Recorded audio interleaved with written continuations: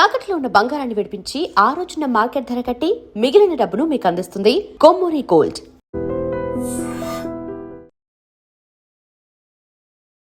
నమస్కారం, మీరు చూస్తుంది ఐ డ్రీమ్. నేను మీ కీర్తి. ఇవాళ నాతో పాటు ఉన్నారు జ్యోతిష రత్న జ్యోతిష చక్రవైభవ డాక్టర్ రాళ్లపల్లి రవికుమార్ గారు.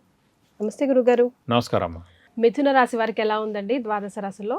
తప్పకుండా అమ్మ. మిథున రాశి అనగానే మనకి మృగశిర 3-4 పాదాలు, ఆరుద్ర 1-2-3-4 పాదాలు, పునర్వసు 1-2-3 పాదాలు, ఈ నక్షత్రాల సమూహంతో మనకి మిథున రాశిలోకి వస్తుంది.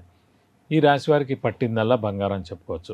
ఎందుకంటే మెయిన్గా గురువు అనే గ్రహం మనకి ద్వితీయ స్థానంలో ఉచ్చ స్థానంలోకి జూన్ 2వ తారీఖు నుంచి ప్రవేశిస్తున్నాడు. ఇంచుమించుగా సంవత్సరం కాలం పాటు అక్కడే ఉంటాడు. సో ద్వితీయ స్థానం మెయిన్గా ద్వితీయ స్థానం అంటే వాక్ స్థానం, కుటుంబ స్థానం, నేత్రస్థానం, ధనస్థానం. సో వాక్యం ఇబ్బంది ఉండదు. సో ఏం మాట్లాడినా మనకి పని జరుగుతుంది. సో ఇదివరకు మనం 10 సార్లు మాట్లాడినా పని జరిగింది కూడా ఇప్పుడు జరుగుతుంది. ఇదే వాక్కు సంబంధించిన వృత్తులు ఉన్నాయి కదండి, ఆ వృత్తులు వాళ్ళు ఎక్సలెంట్గా సక్సెస్ అవుతారు. అంటే గురు ధనకారకుడు కూడా అండి. సో మీ మాటతోటి డబ్బు సంపాదించవచ్చు అన్నమాట. సో ఉదాహరణకి అంటే మీలాంటి యాంకర్స్ ఎక్సలెంట్గా సక్సెస్ అవుతారు. అంటే ఫర్ ఎగ్జాంపుల్ ఇప్పుడు మిథున రాశి వాళ్ళు ఎవరైతే ఉన్నారని ఆ వాక్ స్థానంలోనే గురువు ఉన్నాడు కాబట్టి, అది కూడా ఉచ్చలో ఉన్నాడు కాబట్టి, అదే గురువు ధనకారకుడు కూడా కాబట్టి, సో మీలాంటి యాంకర్స్ కానివ్వండి, డబ్బింగ్ ఆర్టిస్టులు కానివ్వండి, సింగర్స్ కానివ్వండి, లెక్చరర్స్ కానివ్వండి, టీచర్లు కానివ్వండి, అలాగే ప్రొఫెసర్స్ కానివ్వండి, అలాగే నాలాంటి ఆస్ట్రాలజర్స్ కానివ్వండి, వాస్తు చెప్పేవాళ్ళు కానీ ఏదైనా సరే వాక్కు రిలేటెడ్ మెయిన్గా ఈ రేడియోలో చెప్పే వాళ్ళందరూ కూడా కానివ్వండి, వాళ్ళందరూ కూడా ఎక్సలెంట్గా ఉంటుందని చెప్పవచ్చు. అలా మెయిన్గా అంటే వాక్స్థానం అయింది. ధనస్థానం, ధనకారకుడే గురువు అండి ఎవరికైనా సరే. అలాంటి గురువే ఉచ్చలో ఉండి ధనస్థానంలో ఉన్నాడు. సో ధనానికి ఏ ఇబ్బంది ఉండదు ఈ ఏడాది అంతా కూడా. సో ధనస్థానం అయిపోయింది, వాక్స్థానం అయిపోయింది. కుటుంబ స్థానం, కుటుంబ స్థానం అంటే మనకి కుటుంబం అనేది ఏర్పడుతుంది అన్నమాట. ఇన్నాళ్ళు కుటుంబం లేని వాళ్ళకి కుటుంబం ఏర్పడుతుంది. అలాగే నేత్రస్థానం, నేత్రస్థానం అంటే కళ్ళు, కళ్ళు ప్లస్ కళ్ళు అంటే మెయిన్గా ఆరోగ్యం అనమాట. సో ఆరోగ్యం కూడా చాలా బాగుంటుందని. సో ఇలా ఇవన్నీ కూడా ఇందులో కవర్ అయిపోతాయి. సో శ్రమకాలం ధనం వ్యర్థం కాకుండా ఉంటుంది. అవసరానికి డబ్బులు సమకూరుతాయి, రావాల్సిన బాకీలు వసూలు అవుతాయి, షూరిటీస్ పెట్టవచ్చును, స్పెక్యులేషన్స్ కలిసి వస్తాయి.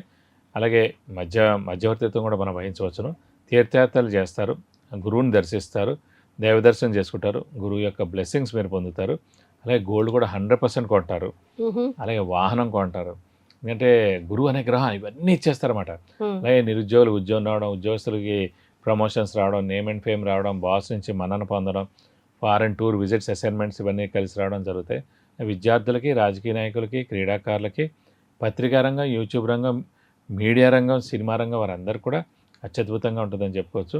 అందు గురించి ఆరోగ్యం కూడా చాలా బాగుంటుంది మెయిన్. అలాగే ఇంట్లో పెద్దవాళ్ళు, చిన్నపిల్లల ఆరోగ్యం కూడా బాగుంటుంది.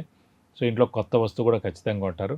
అలాగే మెయిన్గా స్నేహితులతో కూడా బయటికి వెళ్ళడం, కలవడం, ఎప్పటి నుంచో ఆగిపోయిన పనులన్నీ కూడా ఖచ్చితంగా నెరవేరుతాయండి. ఓకే, సో ఆల్మోస్ట్ అన్ని రకాలుగా బాగుంది. స్పెసిఫిక్గా వివాహం గురించి కానివ్వండి, సంతానం కోసం ప్లాన్ చేస్తున్న వాళ్ళ గురించి కానివ్వండి, వాళ్ళకి ఎంతవరకు సపోర్ట్గా ఉంది? మెయిన్గా అంటే ఇందాకే చెప్పుకున్నాం, ద్వితీయ స్థానం అంటే కుటుంబ స్థానం. సో ఎవరైతే అవివాహితులు ఉన్నారో వారు ఖచ్చితంగా వివాహానికి అవకాశాలు 100% ఉన్నాయండి. ఎందుకంటే మెయిన్ గురువే వివాహానికి, అంటే దైవబలమే దైవానుగ్రహం ఉండాలి. అలాంటి గురువు మనకి 2, 5, 7, 9, 11 స్థానాలు ఎవరికున్నా కూడా ఈ రాశిలో ఈ సంవత్సరం అంతా కూడా ఖచ్చితంగా వివాహానికి అవకాశం ఉందన్నమాట. కాబట్టి ద్వితీయ స్థానంలో ఉన్నాడు కాబట్టి, ఉచ్చ స్థానంలో ఉన్నాడు కాబట్టి ఖచ్చితంగా అవుతుంది. ఇన్నాళ్ళు కొంతమంది పోస్ట్ పోన్ చేశారు. ఎందుకంటే ఇప్పుడు మెయిన్గా ఎలా చూసుకోవాలంటే అండి, మిథున రాశి వారికి 2 ఏళ్ల క్రితం వ్యయ స్థానంలో ఉన్నాడు, ఆ ఏడాది అంతా పోయింది. లాస్ట్ ఇయర్ 1వ స్థానంలో ఉన్నాడు, అంటే స్వరాశిలోనే ఉన్నాడు, ఆ ఏడాది పోయింది. ఇప్పుడు ద్వితీయంలో వచ్చాడు. అందుకేంటంటే నేను చేసుకోను, తర్వాత చేసుకుంటాను, ఇప్పుడే అక్కర్లేదు, నేను ఇంకా చదువుకుంటాను, లేకపోతే ఇంకా ఏదో ఉద్యోగం చేస్తాను, అదే పెద్ద అనే మాటలు అనకుండా మనం పాజిటివ్గా యాక్సెప్ట్ చేయాలి. ఎప్పుడే గుర్తుపెట్టుకోండి, ఈ ఎంత గురుబలం వచ్చినా గురువు ఉచ్చ స్థానంలో 12 ఏళ్ళకి ఒకసారి వస్తాడు, ఏడాది కాలం అంతా ఉంటారు. సో అలాంటప్పుడు మనం రెడీగా ఉండాలన్నమాట. మనం మనస్ఫూర్తిగా రెడీగా ఉంటేనే వివాహం అవుతుందండి. మీరు రెడీ లేకపోతే అసలు వివాహం అవ్వదు, సంతానం కలగదు, ఉద్యోగం రాదు, ఉన్న ఉద్యోగం పోతుంది. మీరు ప్రేమగా లేనంటే ప్రేమగా ప్రాణం పెట్టి చేస్తే ఖచ్చితంగా అవుతుంది. ఇష్టం లేకపోతే అవ్వదు. ఎంతోమంది చూడండి, చదువు ఉంది, ఉద్యోగం ఉంది, మంచి ఆస్తి ఉంది, అందంగా ఉంది, మరి పెళ్ళి ఎందుకు అవ్వట్లేదు అంటే ఓన్లీ ఆ అమ్మాయి వద్దని అనుకుంటుంది కాబట్టి అవ్వట్లేదు. అదే రూల్, ఇంకా వేరే రూల్ ఏమి ఉండదు. లేదంటే జాతకంలో చాలా దోషాలు ఉంటే అవ్వకపోవడం అది వేరే విషయం. కానీ ఇన్ని ఉండి అన్ని ఉండి అవ్వట్లేదు అంటే ఖచ్చితంగా మీరు ఇంట్రెస్ట్గా లేరు, అయితే మీరు రెడీగా లేరు, అయితే ఏదో పెద్ద దెబ్బ ఆల్రెడీ తగిలింది ఇంట్లో, అలా జరిగింది కాబట్టి నాకు ఇంట్రెస్ట్ లేదు అయితే అయ్యి ఉండొచ్చు. అందరికీ జరిగింది చెప్పి మనకి జరగాలని లేదు. కానీ ఇప్పుడు ప్రపంచం మొత్తం కరోనాలో చాలా మంది చనిపోయారు, ఇండియాలో తక్కువ మంది చనిపోయారు. అందుకే మనం ఎప్పుడు పాజిటివ్గా ఉంటే కనుక మనకు అన్ని పాజిటివ్గా జరుగుతాయి అన్నమాట. సో వీరికి అత్యద్భుతంగా ఉందని చెప్పుకోవచ్చు. అలాగే సంతాన కారకుడే గురువు అండి ఎవరికైనా సరే. సంతానం కలగాలి, సంతానం ఉందా లేదా, అసలు మగపిల్లాడు పుడతాడు లేదా అనేది గ్రహం చూడాలంటేనే గురువు అనే గ్రహం చూడాలి, జాతకరీత్యా లగ్నం నుంచి ఎక్కడ ఉన్నాడు అనేది. అలాంటి మనకి గోచారంలోనే గురువు అనే గ్రహం ఉచ్చులోకి వచ్చి ఆ కుటుంబ స్థానంలో ఉందంటే కుటుంబం ఏర్పడడం, వెంటనే సంతానం కలగడం. ఆల్రెడీ కుటుంబం ఏర్పడిన వాళ్ళకి సంతానం కలుగుతుంది, ఆల్రెడీ పెళ్లి కాని వాళ్ళకి పెళ్ళి అవుతుంది అన్నమాట. సో ఖచ్చితంగా 100% సంతానం కలుగుతుంది. ఇంకోటి మెయిన్ ముఖ్యంగా ఏం చెప్తానంటే, ఏడాది ఏ రాశైనా అవనివ్వండి, ఏ రాశైనా ఉండి ఎలాంటిదైనా ఉండి, ఇన్నాళ్ళు ఆ తల్లిదండ్రులు సక్సెస్ అవ్వకపోయి ఉండొచ్చు, మంచి జాబ్ వచ్చి ఉండకపోవచ్చు, ఇల్లు కొనలేకపోయి ఉండొచ్చు, అనారోగ్యవంతులై ఉండొచ్చు, అలాగే ఒక పెద్ద పొజిషన్ రాకపోయి ఉండొచ్చు. కానీ ఈ ఏడాది మీరు సంతానం కనుక ప్లాన్ చేస్తే, ఈ గురువు అనే గ్రహం ఉచ్చ స్థానంలో ఉంటే కనుక ఆ పుట్టిన పిల్లాడికి వెంటనే ఓ ఇల్లు రాదు, ఓ స్థలం కొనలేడు, లేకపోతే ఓ బండి ఎక్కలేడు, ఓ కారు ఎక్కలేడు, పెద్ద పెద్ద టూర్లు తిరగలేడు కదా. అవన్నీ యోగాలు తల్లిదండ్రులకు వస్తాయండి. వెంటనే ఆ తల్లిదండ్రులకి ప్రమోషన్, మంచి జాబ్ రావడం, శాలరీ హైక్ రావడం. ఎప్పుడో చిన్న స్థలం కొన్నది అనుకోకుండా ఆ పెద్దది ఏదో అక్కడ కడుతూ ఉండొచ్చు, వెంటనే ఆ స్థలం 10 లక్షలు 50 లక్షలు అయిపోవచ్చు. అందు గురించి అన్నమాట, సంతానం జాతక రీత్యా బాగుంటే కనుక వాళ్ళు అనుభవించగలిగినవి ఏవైనా ఉంటే అంత చిన్నప్పుడు అనుభవించలేరు కాబట్టి అవన్నీ తల్లిదండ్రులకి వస్తాయండి. సో ఖచ్చితంగా సంతానం 12 రాసులు ఎవరైనా అవనివ్వండి ప్లాన్ చేయాలి, 100% చేయండి. ఈ ఏడాదిలోనే పుట్టాలి. ఈ ఏడాదిలో పుడితే 12 ఇప్పుడు గురుబలం, గురువు అనే గ్రహం ఉచ్చులో ఉందండి జాతకంలో. 99 మార్క్స్ మీకు దైవబలం, దైవానుగ్రహం పడిపోయింది. మొత్తం 8 గ్రహాలు పోనివ్వండి, ఒకే గ్రహం ఉచ్చ స్థానంలో ఉన్నాడు, ఈ ఏడాది పుట్టాడు. 99 మార్కులు దైవబలం అతనికి ఉన్నట్టు, దైవానుగ్రహం అతనికి ఉన్నట్టు. అతనితో పాటు ఉన్నవాళ్ళు, ఫర్ ఎగ్జాంపుల్ చాగంటి కోటేశ్వరరావు ఉన్నారు, ఆ సందులో ఆయన ఉన్నారు, ఆ సందంతా ఆ ఆరా వైబ్రేషన్స్ తిరుగుతుంటాయి.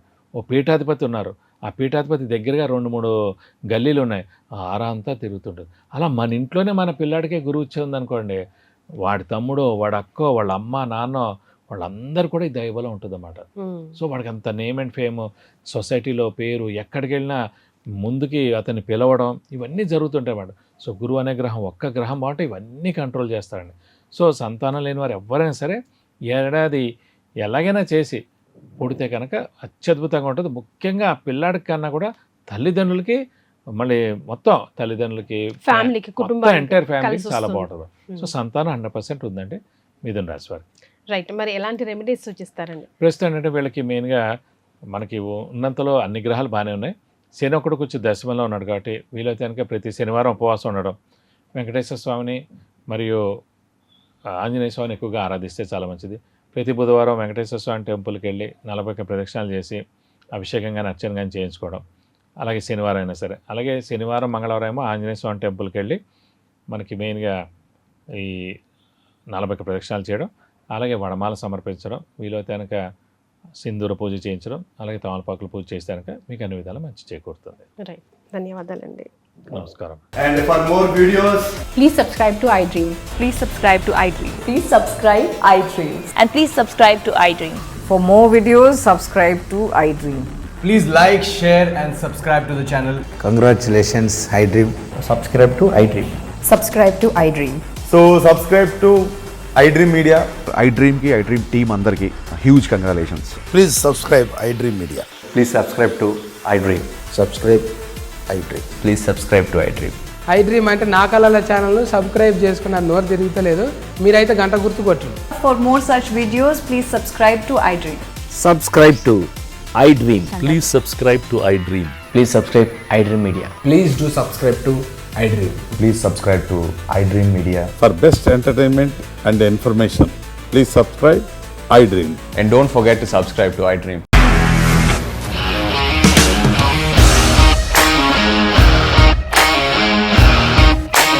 ఇండస్ట్రీలో కమిట్మెంట్ ఇష్యూస్ వస్తే నీకు కూడా వచ్చినట్టు? మార్నింగ్ తీసుకెళ్ళాలంటే కొట్టి పడేస్తారు.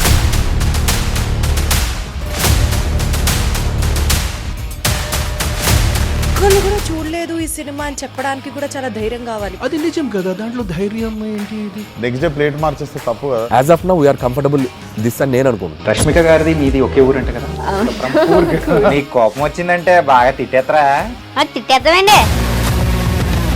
నిజంగా గేమ్ ని ఎలా చేంజ్ చేయగలిగారు? ఏపీఎస్ఎఫ్సి వాళ్ళకి 6 నెలల్లో నేను 6 లక్షలు కట్టా. బిజినెస్ చేయాలనుకుంటే it is as difficult as riding a tiger.